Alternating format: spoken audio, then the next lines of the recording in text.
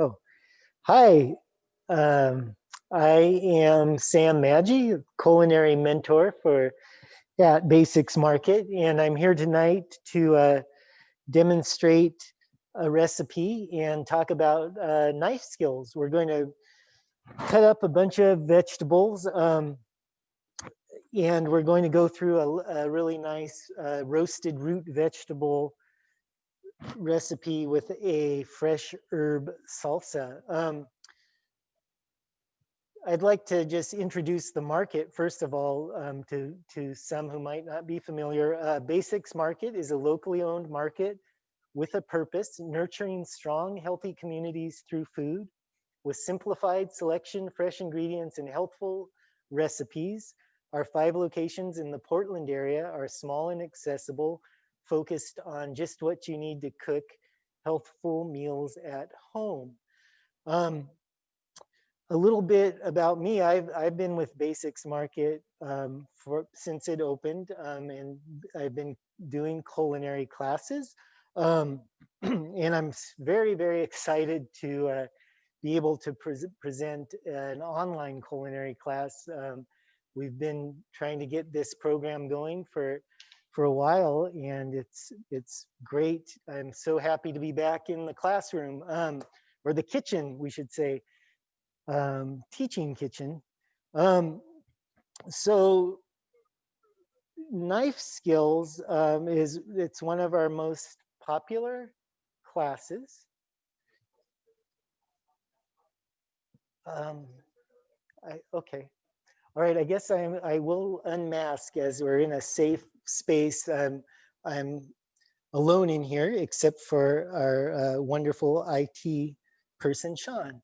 Um, So, hello, it is me. I did have I was going to have a stunt double come in for this class and and do all this dangerous knife work. No, we're going to show you how to make uh, handling a knife safe and fun.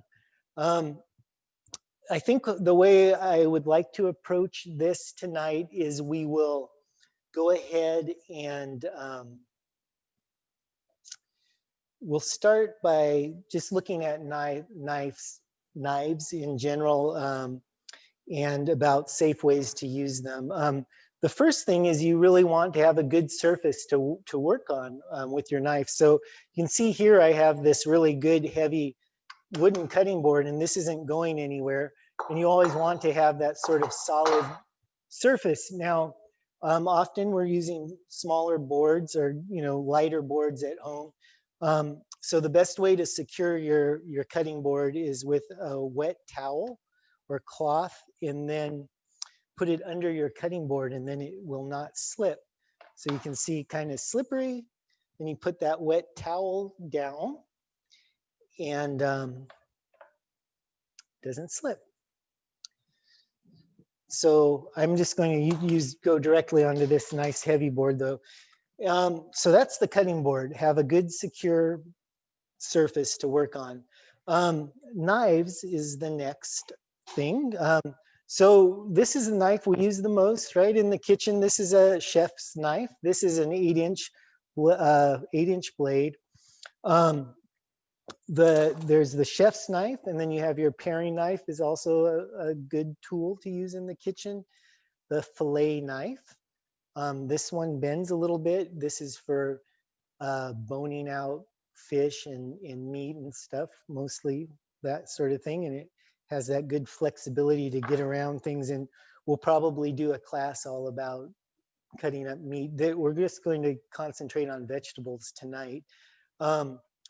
And the serrated blade, which is great for cutting soft things like tomatoes, and of course bread, is we use the serrated blade for. And then this is a scimitar, which is good for doing really long cuts. We might use it a little bit tonight, but mostly, it just looks really neat. I don't use this one a whole lot, and mainly I use my chef's knife. And one of the earliest cooking classes I took when I was starting out, it was a Mediterranean cooking class, and the chef said, you know, he held up his knife and he said, "This is the only tool I use in the kitchen." And I thought that was so neat. And so for quite a while, I tried that out, and I did everything just with the chef's knife. And it, you know, it is possible. You can, you know, you can peel a carrot with a chef's knife. Um, you can do all kinds of things. It's not the most convenient tool for everything, but it is an interesting challenge to try.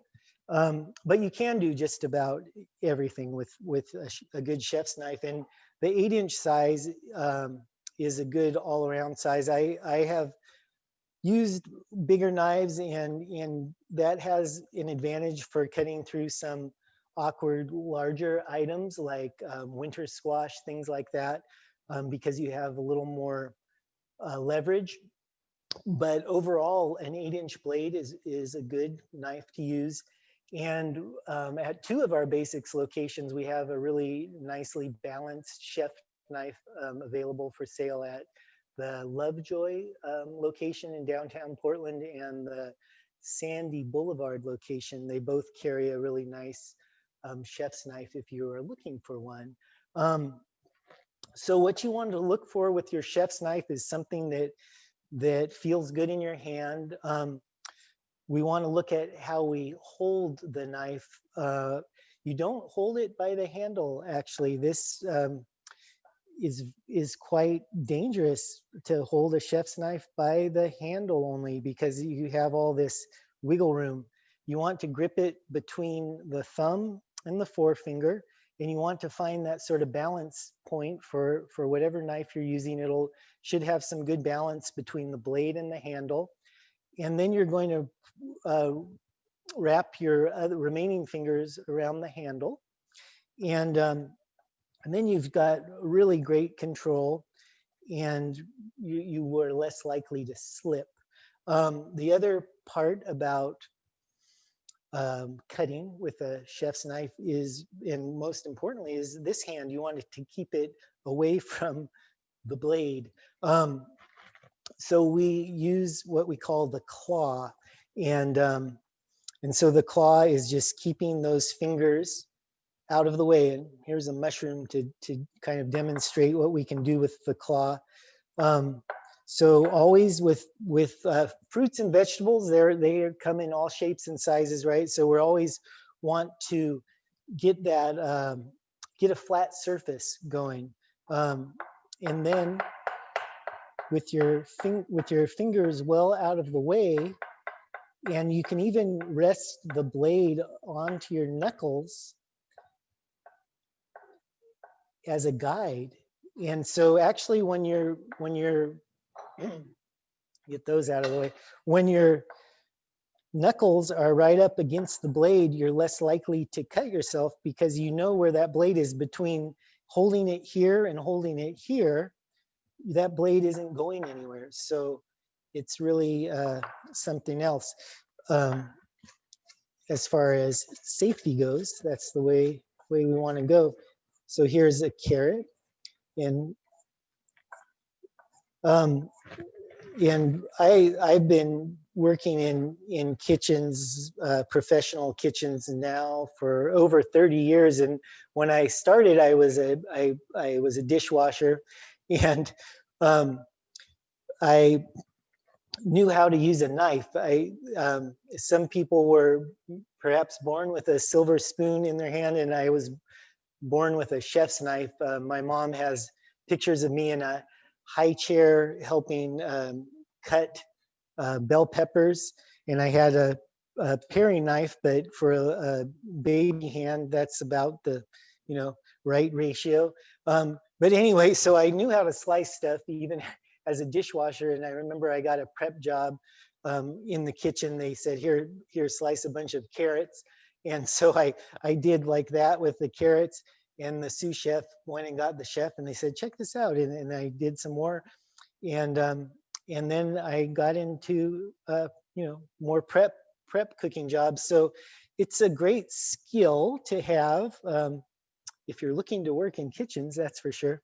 but you know, and of course at home. So the four knives you're looking at for your home cooking needs would be the chef's knife, the fillet is good, the paring knife, and the serrated blade. And then you want to store your knives in a knife block, ideally, or a magnetic deal on the wall. You don't want your knives jumbling around.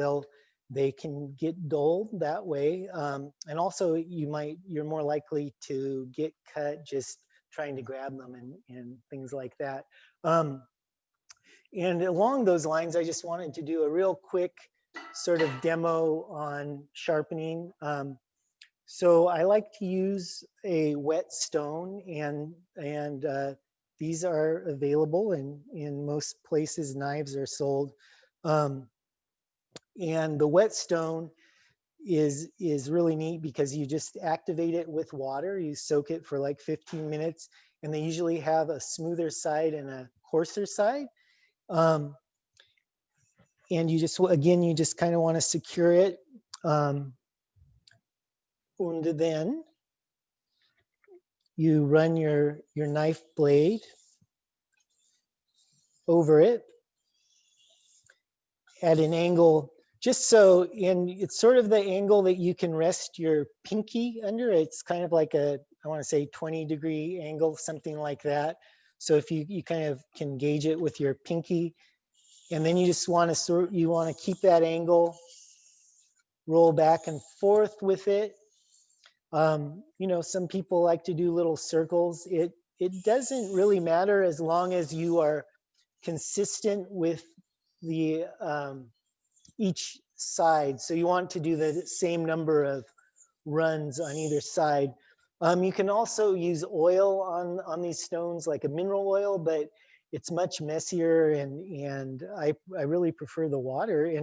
And what you can do is you can add water as you go really easily, and you just get a feel for how much lubrication you want on there, and get that back and forth. So that's on with this one, that is the the coarser side, and then you can finish on the smoother side. Okay, and then you feel where it sort of grips your finger a little bit, and it's good to go. And then you want to let your stone dry out between uses. And then to sort of tune it up, you can use a one of these guys, a steel. And the steel you want to plant firmly down. And again, run it at that same sort of 20, 25-degree angle. And that'll tune it up a bit. And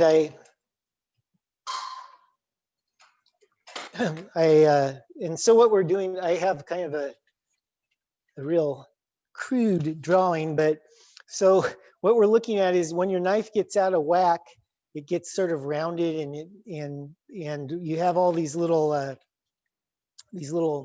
hairs, so to speak, of the metal, and they'll get misaligned.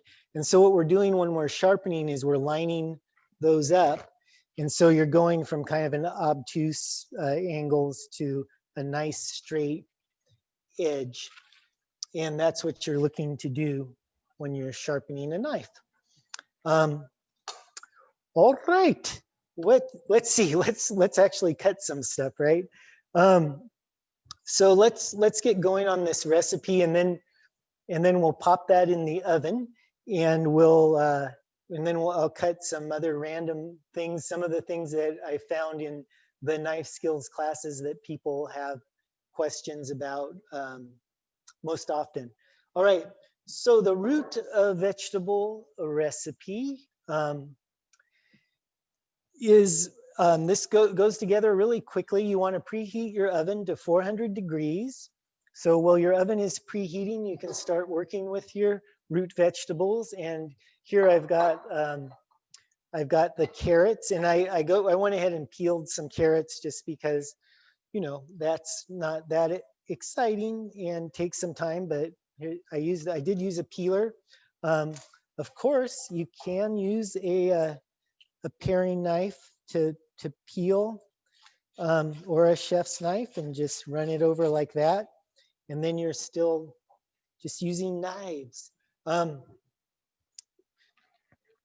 So the carrots, we're going to go ahead and we're going to quarter them.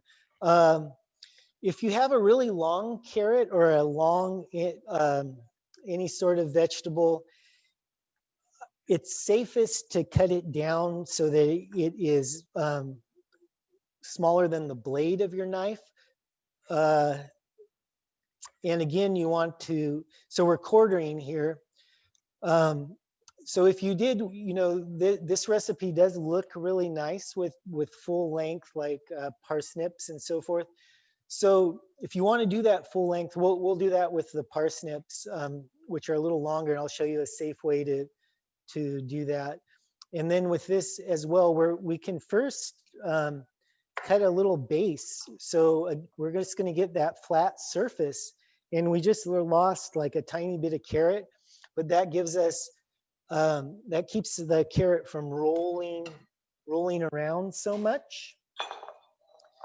And then we can safely, again, we got our claw going, and I'm using the rocking method here. So with most cuts with your knife, you want to have your tip well planted and then rock gently towards yourself, but not with not cutting towards yourself, right?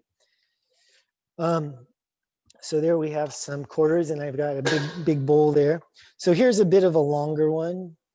And again, I'm just going to make my flat surface, cut, cut, cut.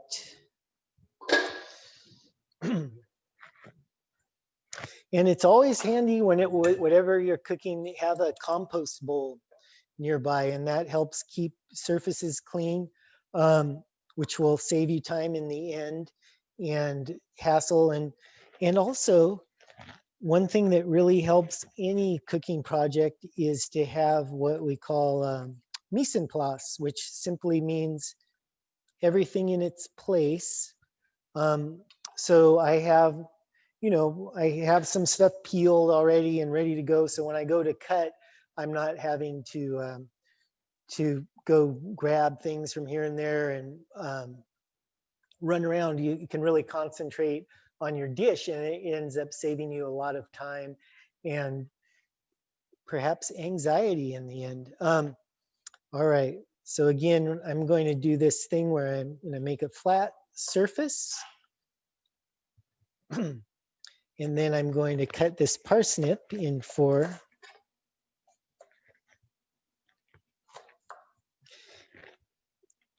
And then with the parsnip, there can be a little bit of a core. And so you can easily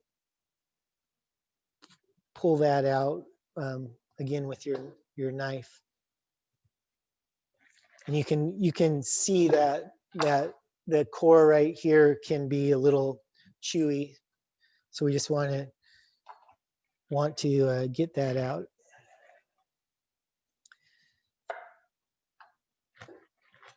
Okay.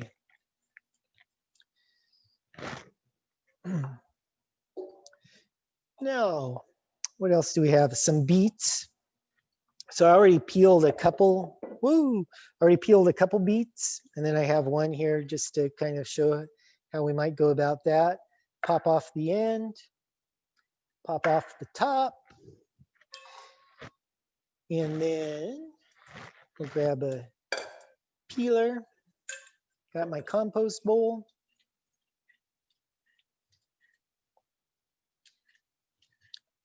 Peel. And then these knife, hopefully we'll do more. I know that I bet a lot of you tuned into this wanting a good knife skills class, and I'm hoping to go over a lot of the skills, but we might not get to everything today, and I think we will be revisiting the knife skills thing throughout this series of online classes, because it is such a it's the basis for cooking. I think, you know, knives and fire, right, are the essential elements of cooking, and then even knives before fire, because you can cut up a nice salad and eat it without roasting it. And you know, knives have been around. They're one of the first tools that humans used. The oldest knives that have been found so far are 250 million years old. So early on, people were trying to figure out how they can get this in their mouth, and they're like, well, if we could cut it up somehow.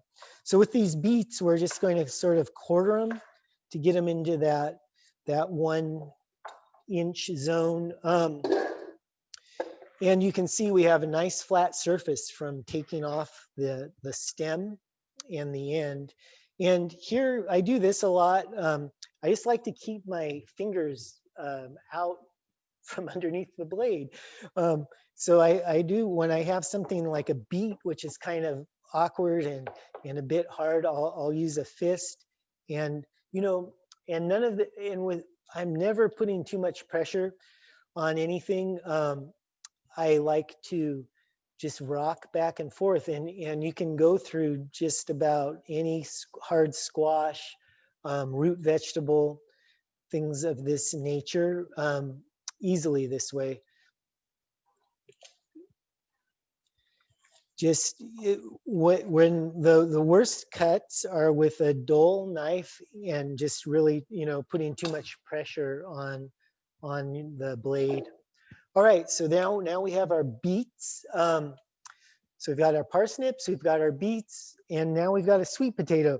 Oh, I found this really neat sweet potato in the store here at the Tualatin store. They have these beautiful purple sweet potatoes, so I wanted to throw one of those in. And so again, I peeled it and I cut it in half, so I've got a nice flat surface, and I'm just going to go ahead and whack that. And I'm going to do like this to get it.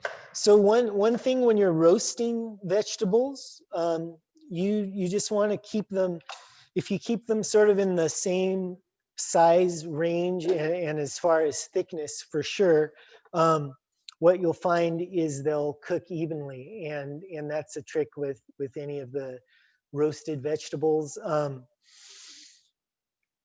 And you can, like with this recipe is so beautiful because you could mix and match all sorts of veggies that you might enjoy.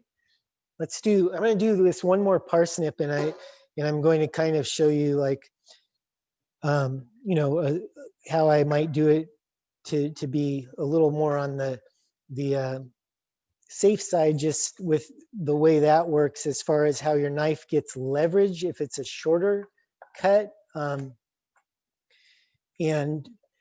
I'm all about knife safety, so I like that cut also. But I think the long cuts just are very beautiful in the end. So we're going to go ahead and add the 2 tablespoons of olive oil. We've got a little bit of salt, I think a quarter teaspoon or so, and then about a teaspoon of nice pepper, black pepper, and give that a toss.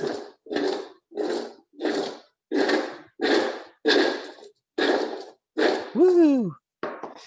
And we'll put it on a sheet pan and pop it in our preheated oven, which is preheated to 400 degrees, right? So you just want to spread those out and pop them in the oven.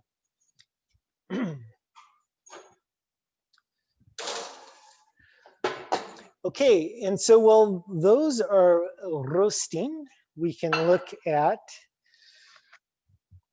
the sauce. So for this is a really nice herb sauce. We've got garlic, and I wanted to show a little tip and trick with the garlic. Got some garlic cloves, and I've just been soaking them in water. And if you soak garlic cloves in water even for a couple minutes, it really helps with that, with the stickiness you get sometimes from garlic, how they'll stick to your knife and your fingers. If you soak it in water, it usually just flies right off. So we're going to go ahead and we're going to do 3. And then I'm going to put 4, just, I really like garlic. And one of these cloves was a little small. So I'm going to use 4 cloves. And I just kind of crush it. You can see with the blade of the knife like that. And I'm going to show you the neat way to, the thing about the water you have to be careful is it can get a little slippery, but it's pretty nice the way it peels right off. But if you don't crush the garlic too much, you'll find you can, and we're just going to throw this in a food processor anyway, but as another knife skill, if you slice across the garlic like this, say if you're just doing some minced garlic, something like that, you can get to a mince a little quicker. And this is just one of those kitchen efficiencies that that is helpful for, it'll just save you time in the long run. So we're just going across and then back across to mince it up.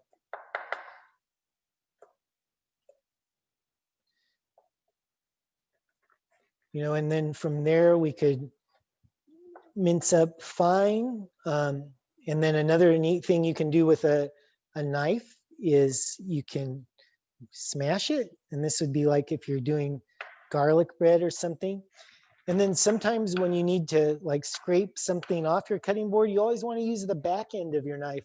If you use the sharp blade side, it will dull your knife. So, but if you use the back end, not only does it not dull your knife, but it's a nice flat surface and you'll get the most out of pulling stuff up.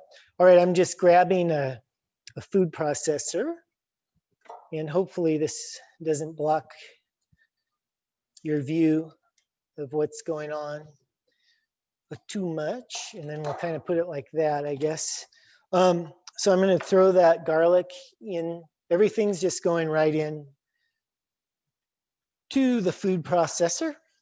I have 3 green onions and I'm going to pop the root ends off, rocking motion. And I'm just going to rough chop these. And we'll throw those right on there. I've got a lemon and we're doing the juice of 1 lemon.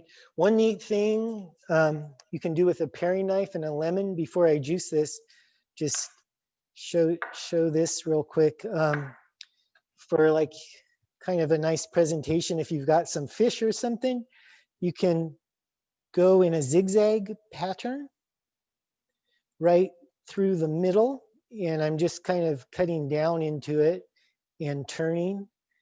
And I'm zigzagging back and forth, just single cuts until I get to the end. And then what you get is kind of a neat looking lemon, and that's a pretty thing to put on a plate with something, fish or something else you might have do some lemon with. This lemon we're going to squeeze. I got this nifty juicer, and again we do sell the juicer similar to this at our basic market. All right, so there's that stuff in there. Now I've got cilantro and Italian parsley, and we're just going to go ahead, and I've rinsed all this stuff ahead of time, and you always want to rinse your vegetables and your herbs and what have you. So with cilantro, and just real quick, like if I was, the stem of cilantro is actually quite edible. So, I'm going to I'm going to use the stem in a sauce like this. I'll just throw the stem in there. And by the way, making sauces like this is a really fun and interesting way to either use stuff up or experiment. This is a beautiful green sauce, green herbal sauce, and that you can add all kinds of things to a simple sauce like this that has the olive oil and a little bit of vinegar, some herbs, and like during the summer, I find I make a lot of sauces like this for like pasta or maybe on some white beans or almost like a like a dressing. But anyway, it's a great technique. So if I was using though just the leaves of the cilantro, I would go something like this and shave them right off the stem. You see, and then you just have the leaves. But I'm going to go ahead and I'll get more sauce if I pop the pop the stems in there as well. But with the parsley, the stems are a little bitter. So I am going to just scrape the leaves right off. And again, it's just handy to have a sharp knife for this. And we're getting almost only leaves, a tiny bit of stem.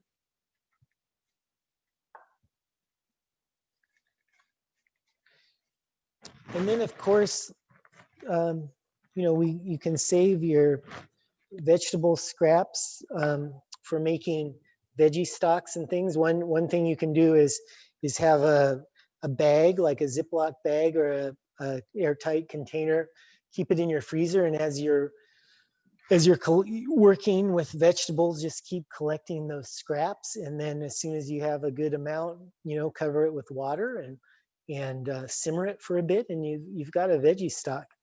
Let's see what else goes in here. Some olive oil, the vinegar. This is red wine vinegar, and then we've got some salt, and then we already put the lemon juice in there, so I think we're ready to go. Or just let it go until you get a nice sauce. And we might scrape the side a little bit. Why not? So this way you can get all that good stuff down in there. Mix it up.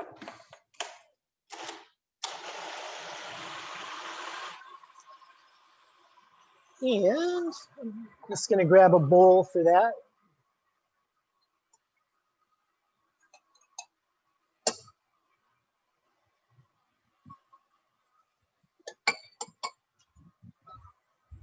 I'm back. All right. So there we go. It's very nice and vibrant. It smells great and looks lovely. All right. We'll get this out of our way. And I've got a couple more minutes. Boy, I knew I would run out of time with the cut, so I did want to show a few things. So we're just going to jam through these, and I'm not going to. I will try not to stop moving while I'm talking. All right, chiffonade is a great basic cut. This is kale, And you could do this. Chiffonade is good for any leafy green, right? So you've got lettuce, maybe lettuce for tacos, um, what have you, or kale for stir fry or a salad or something. So you pull your leaf. If it has a stem like kale, you want to pull the stem out, and then you do a nice tight roll like this, and then we're going to do that rocking motion, proper grip on the knife. Got my claw hand going, my fingers out of the way, and I'm moving at a relaxed pace and not putting too much pressure. And that is a bit, if you're rushing around in the kitchen, you're more likely to have an accident, and in the end, that will cost you time. So it is very important to be conscious about your actions in the kitchen, your movement. And you'll notice also when I'm cutting, I keep pretty tight in here. I'll show you a bell pepper technique real quick. This is a good way to seed a bell pepper, but notice my elbows, and I learned this just through, I don't know if everyone does this, but I find it very effective. My body is positioned to the cutting board, right? Or what do we want to say? Perpendicular. And then I've got my elbows tucked in, and I learned this just from working in busy kitchens and on lines and in the kitchen and things like that. And you've got people running all around you, and if you're cutting with a sharp knife, you don't want it to get bumped. So I learned to tuck my elbows in, but in doing that, I found that it's a really also an efficient, it's an energy efficient way to cut. I save energy this way, and if I get bumped, I'm in a secure position. It's almost like you're gonna keep your knees bent a little bit, get in that position, and then you can get knocked around, or say you're cooking on a ship that is rocking at sea, this sort of thing. So anyway, knocked off the stem in there, and then we're going to do the tip. And then you've got something like this, and then we can cut down right along one of the ribs, and then this guy should just kind of roll out for us. And I'm going to cut away from myself, and there's the seed pack, and there's some of the pith, and we just can easily get that pith out this way.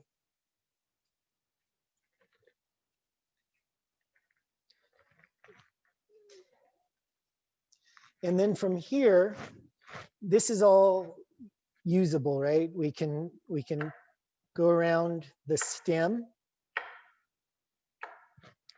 and then you just have a little stem left. And then if you're doing like a dice, and so dice in this case will be kind of a rough dice because these are imperfect shapes. So I guess it's more of a chop than a dice, but you could actually dice these guys. I'll go into a julienne first, which is long strips, and then I can cut across, and then that's a dice. Or you can just do a julienne, again, the strips, and go right across like that. Onion is a really just good skill to have. So cut up a lot of onions in the kitchen, right? Almost everything calls for an onion. So I'm going to show you two ways to go about or two cuts with the onion in the proper way to peel and slice and cut up an onion. So an onion has the root end and the stem end. So we're going to go ahead, and here the onion is a little rolly, so I'm going to get a good grip on that, pop off the stem end, and then we're going to go ahead and again claw this this side and cut right down the middle through the root end. Okay, and you saw how I just kind of rocked the knife back and forth, and that's just to facilitate a nice even cut, but not use too much pressure. Then you're all set up just to peel that, that skin right off. And what's really neat about this is your root end will hold everything together. So the onion, it runs like this. It has all these little lines. And so we're going to use those lines as our guide. And we're going to go up as close as you can to the root end without actually cutting through it. And I'm following the curvature of the onion as I go. And sometimes a little will fly out like that, but that's okay. And you can see it's still all held together. So if I wanted a dice from here, I could simply go across. And then you've got your dice. And then, there's just no waste here, right? We're just nothing but a little bit of root end. And then this is all usable onion. Now, I'm just about out of time, so I'm going to have to go to, or I get to go to questions now. And what I'm going to do while we're answering questions is I'm just going to continue to cut up some random vegetables, and then, you know, you can watch what I'm doing and I'll be answering your questions at the same time, if that works for everybody. All right, so I'm going to do on this other, real quick, on this other side, I'm going to just julienne. So same deal, just cut them nice and thin.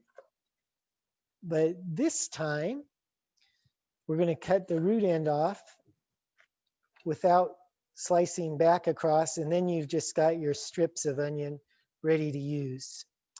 All right. Okie dokie. Let's have some questions, if there are any questions. And if not, I will just, oh, okay. Okay, cool. Oh, and let's look at the dish too, right? So I've got the, and I'll admit I did some magic of television here. So this, because the oven was so noisy, and I knew I might forget that thing was in there. So anyway, these are the roasted veggies, and then let me grab a nice platter. All right, so you can really do a lovely presentation with this. So we've got our root veggies all beautifully roasted, and they took about 15 minutes. You know, depending on your oven, you just want them to be tender and then have a little color. And then we've got all the lovely sauce, and there's more than enough sauce there. This sauce is good on all kinds of stuff, so it's great to have around. It be good on chicken, fish, pasta, rice, donuts, no, and maybe anything you like. Okay, so let's spoon a bit of that sauce over the top.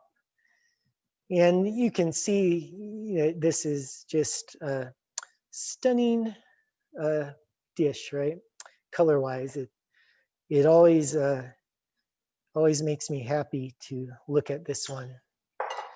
All right, voila, there's the roasted root vegetable with the herb sauce. And you know, you could put a little more sauce out with as you serve this, so people can add more sauce to their own plate if they like. Okay, what do we got? Well, we've got go ahead, a question.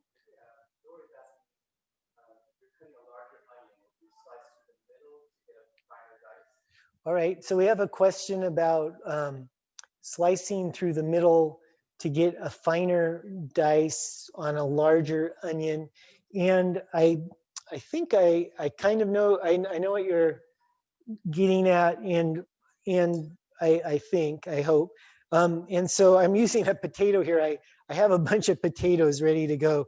Potatoes are a great way to practice your knife skills. They're inexpensive and they're very versatile. So you can use them in soups or mashed potatoes or whatever after you're done, destroying them with your knife. But you can get all your shapes out of the potato. So practice on potatoes. But let's pretend this is a large onion.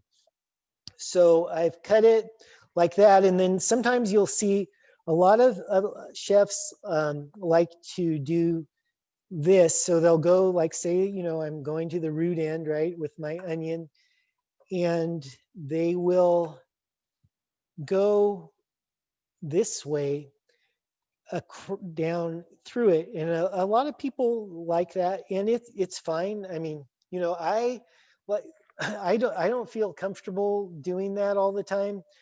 um and it doesn't seem too necessary, because really your onion, it's going to separate anyway, because all those layers, no matter what size it has, the layers um which will separate out. But you can do that. If you do something like that, just make sure to have your fingers well out of the way, and work gently and slowly. But yes, that is definitely something you could do.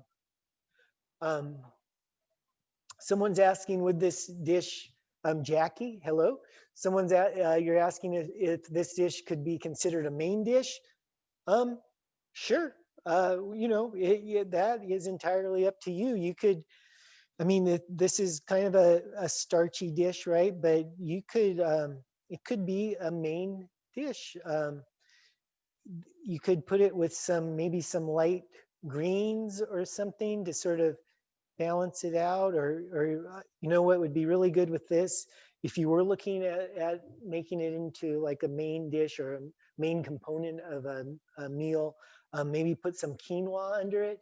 Quinoa is a great vegetarian, vegan protein source, has wonderful flavor and texture. And it would go, again, really wonderfully with this beautiful sauce. Um, Another question, I would love to see how you cut broccoli or cauliflower florets quickly. Well, I forgot to bring a cauliflower in here, but that is a pretty common question. I don't know if Sean, if you feel like grabbing a cauliflower, or maybe, or oh yeah. So Sean, the IT fellow, is going to go grab a cauliflower for us. And good, the quinoa, yeah. I really enjoy quinoa with a lot of dishes. Um, Cabbage. Someone's asking, how would you recommend cutting a cabbage? So a cabbage, well, let's go ahead and with, you want to toss it? See, this is an action-packed show, right?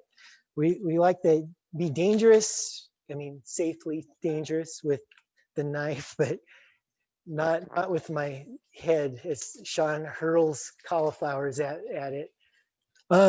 So anyway, here's a nice fresh cauliflower. So we'll do a cabbage demo though. We'll pretend this is a cabbage, because I treat it the same way. So with these large round vegetables, right, you're going to, again, find the base. So with a cabbage, you might have to sort of create a flat surface. And with the cauliflower, we're going to knock off these outer stems. All right. Now, so I can, again, I'm just looking for that place that I have the most stability. And I do this with a cabbage as well. And I would just cut it right down the middle. And at this point with a cabbage, you'd be looking at what you're doing with it. You might quarter it depending on the size of a cabbage. I mean, cabbage can be huge, right, or little. So you might cut it in half and then quarter it and then cut across, you know. something like that. But again, a cabbage is neat because it will fall apart in all those layers will come apart for you. So if you do that, like the onion technique on a cabbage, you'll get the same sort of results where it'll just kind of fall into a lot of pieces. Now, cauliflower, on the other hand, you have, and this is true of like broccoli as well, is pretty close, where you have a main stem, and then you've got all these little branches coming out. And so what I like to do here is just go around and pop those guys out off. And so I'll just look for main branches, arteries, and knock them off. And then you're just left with the stem. And so it's almost like a cut and a pop. And then from here, you know, depending on what you're doing with it, you might just go ahead and cut those in half. And you know, cauliflower would be really good in this roasted veggie dish. It would be a nice addition. Roasted cauliflower is one of my family's favorite dishes, you know, and we do that a lot. We just roast cauliflower and put it with quinoa or rice, and it's really nice. So just gonna cut, you know, like this. And here you've got a cauliflower fairly quickly. All right, any more questions? Something really quick to do with a mushroom and a paring knife. So I wanted to show a little bit of a paring knife skills. Another little fancy thing. This is, I'm just going around and popping off. This is like a spiral kind of deal. And I'm pretty out of practice. I used to work in a restaurant where we did this for to put on top of steaks. So I used to do a lot. It's called a turned mushroom, and I'm really out of practice. But I always think it looks kind of cool, and it's just a nice way to. It's almost relaxing, and you can learn about how to be gentle with your knife, you know, and how to be in control of your knife blade. And that's really kind of what knife skills are all about, is that being conscious of what you're doing with the knife, keeping your fingers out of the way, keeping in control, and you know, enjoying it, being relaxed.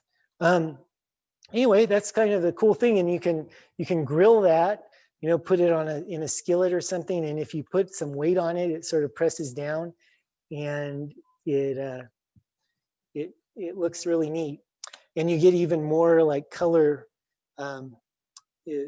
more color after it roasts a bit. All right, and then I guess, I don't know, I think we're kind of towards the end of time here. So thanks for joining us. Hopefully next time I can get to my bucket of potatoes and show you some more cuts as far as dice and baton and things like that. Thank you very much. If you visit our website for the class presentation tonight, we're going to be posting these classes so you can go back and review them, or people can find them at basicsmarket.com. And please visit one of our locations. We've got a location in Portland. We've got locations on Sandy Boulevard, Lovejoy downtown. And then we've got a Tualatin location. We have a meat market in Beaverton on Canyon Road. And what's the other location, Sean? I'm drawing a blank. Oh yeah, Hillsdale. Oh, thanks. So I wasn't sure. The screen is blocked, and I was like, oh. Yeah, Hillsdale in Portland. So yeah, please visit our location. And we're working on getting class pamphlets, somehow a way for you to access the things, our handouts that we give out in class. But I have all these class handouts at the Sandy Boulevard location. If you come and visit me there, I'm there Monday through Friday um, mostly. And if I'm there and you can find me in the kitchen, ask for like the knife skill handout. I would be happy to give you that, and it will have um, everything we covered tonight and more. So please come and get a pamphlet or a handout if you would like to. And thanks again for joining me. We'll do this again next week.